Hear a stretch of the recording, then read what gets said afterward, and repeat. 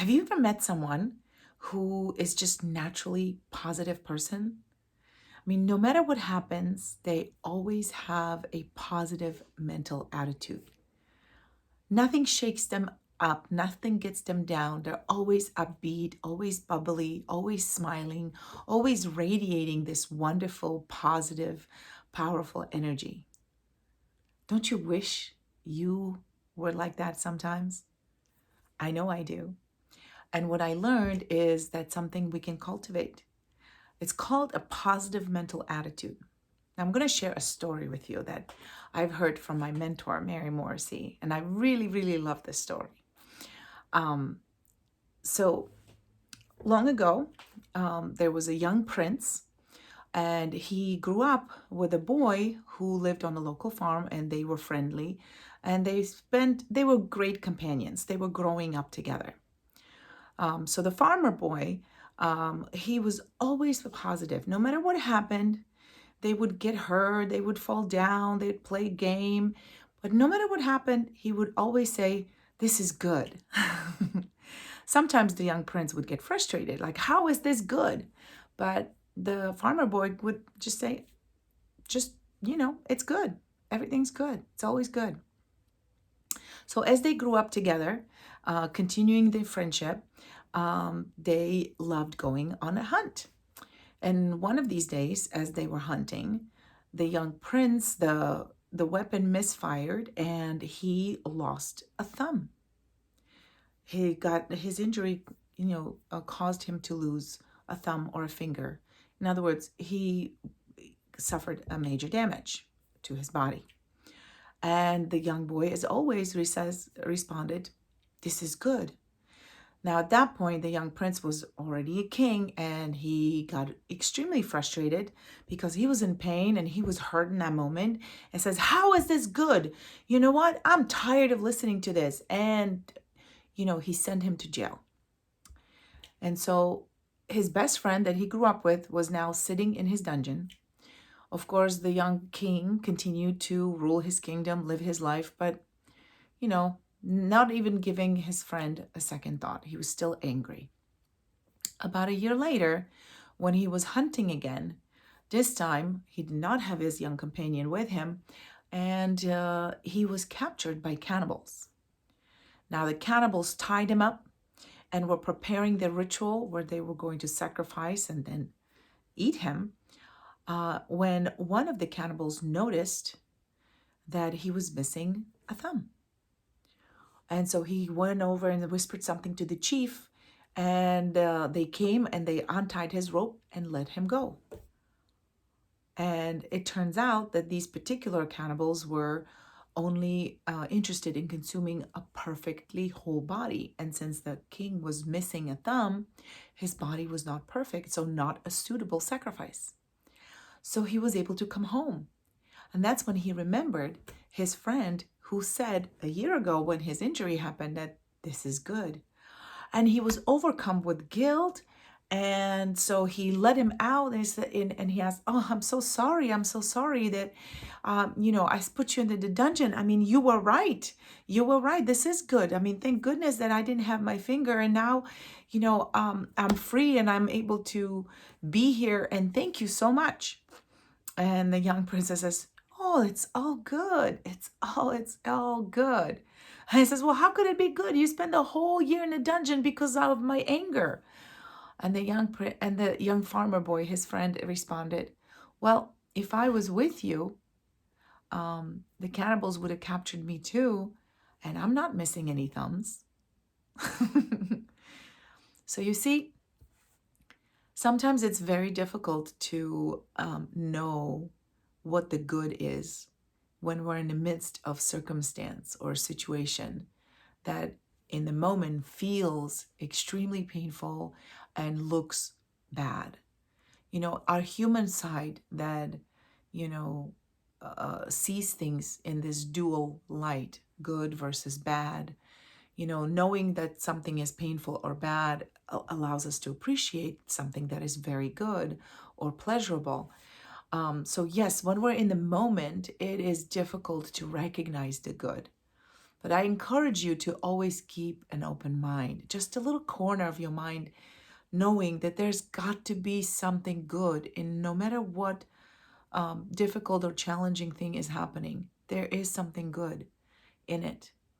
And sometimes the good is separated by this thing we call time.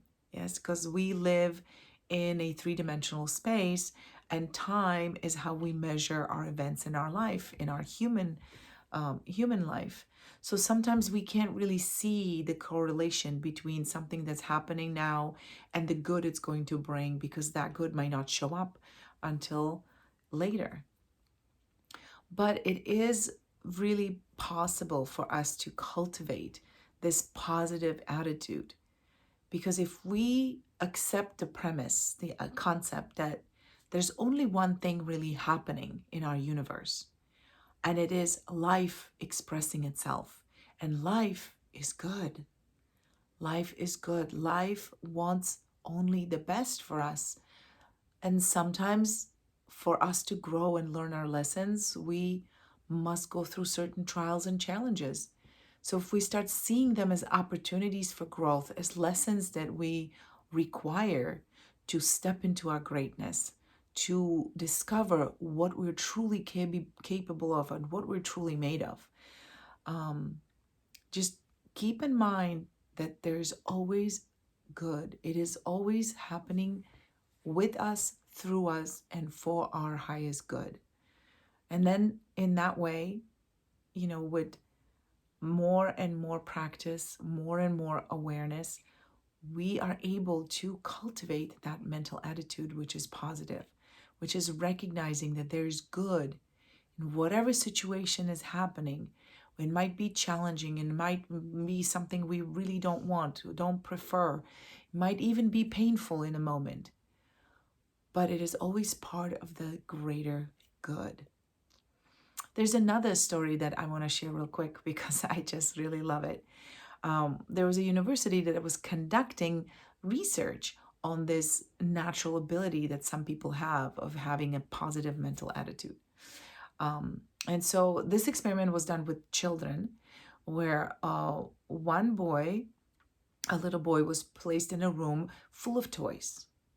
And this particular child, when he came into the room, even though the room was filled with toys, what he was noticing was all the toys that were broken, or the toys that weren't working, or he was frustrated and unhappy and was always complaining about something. Something wasn't right. And there was another boy who was placed in a room full of manure. Don't ask me why or where they got the idea, but the boy was placed in a room full of horse manure. And the boy was smiling and happy and digging into the manure for like at least an hour. And then the researchers, they asked him, like, what are you doing? And the kid asked, with a big smile on his face, he said, well, with all of this manure in here, there's gotta be a pony in here somewhere. So you see, it's all about the attitude. It's all about how we choose to look at the situation. There's always a possibility or a way to look at something that's more empowering, that is positive, that is looking and seeing for the good. Because in our brain, whatever we pay attention to, whatever we focus on, is what we're going to find. We have this part of our brain called reticular activation system. It's like a gatekeeper for our information. It's the part of our brain that's responsible for our wakefulness, for our fight and flight response. In other words, its job is to provide us with what we want, keep us safe, keep us alive, and give us the conscious awareness of information that we're looking for. So if we're focusing on the good, our own brain is going to look for things that are good, and you will experience more good in your life. If your attention is constantly on the things that are going wrong, or things that are not great, or things that you don't really like or want, but you're constantly thinking about it, you're complaining about it, you are always putting your attention on it, then your brain will automatically look for more things for you to complain about. So don't take my word for it, but just consider this idea and do an experiment with your life. Set an intention for yourself in the morning for the day and decide to focus and look for the good. No matter what's happening, no matter who you're talking to, what situation comes up, what circumstance you find yourself, always focus on finding the good. And then leave me a comment. Let me know how it went. Okay? I'd love to know. And I'll see you tomorrow.